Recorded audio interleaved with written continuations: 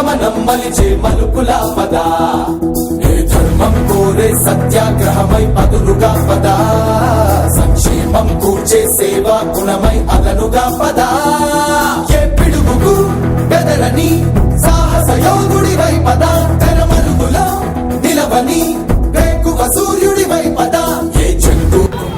P Gannavaram నియోజకవర్గం మామిడికుదురు మండలంలో మా కూటమి నాయకులు, అభిమానులు, శ్రేయోభిలాసులు అందరితో కూడి ఎంతో ఆనందంగా, సంతోషంగా సంక్రాంతి, దీపావళి రెండు పండుగల కలయిక ఏ విధంగా ఉంటుందో ఆ విధంగా ఈరోజు జరుపుకోవడం జరుగుతుంది.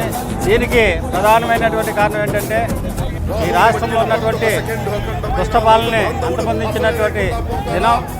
అది జూన్ 4వ తారీఖున గత సంవత్సరం మీరందరూ ఇచ్చినటువంటి తీర్పుని అనుసరించి ఈ రాష్ట్రంలో ఏర్పడినటువంటి ఎన్డీఏ కూటమి ప్రభుత్వంకి మీరు చేసినటువంటి సేవలు, మీరు ఇచ్చినటువంటి అభిమానం, చూసినటువంటి అభిమానం ద్వారాగా వచ్చినటువంటి ప్రభుత్వం ఏర్పడినటువంటి తీరును చూసి ఈ రోజుకి కరెక్ట్గా సంవత్సరం అయింది కనుక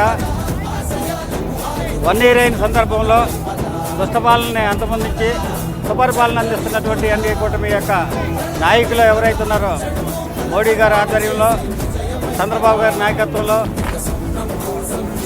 పవన్ కళ్యాణ్ గారు చొరవతోటి ఈరోజు ఈ రాష్ట్ర ప్రజలందరూ కూడా ఒక పండుగ వాతావరణం తీసుకోవాలని సూచించడం జరిగింది. దానికి అనుగుణంగా ఈ నియోజకవర్గంలో ఉన్నటువంటి ఎన్డీఏ కూటమి అభ్యర్థులు, నాయకులు, వీర మహిళలు అందరూ కూడా కలిసి ఉదయం నుంచి రంగవల్లిలో, సాయంత్రం దీపావళి పండుగ, ఈ రెండు కలగలిపి చేస్తున్నటువంటి ఆనందంతో ఉన్నటువంటి దినం కాబట్టి మనమంతా ఎంతో సంతోషంగా ఉన్న తరుణంలో ఈరోజు మామిడికుదురు మండలంలో పాసరలపూడి సెంటర్లో ఒక వినూత్నమైనటువంటి రీతిలో ఈ యొక్క పండుగ చేసుకోవడం జరుగుతుంది. ఇది కూటమి ప్రభుత్వం యొక్క విజయం.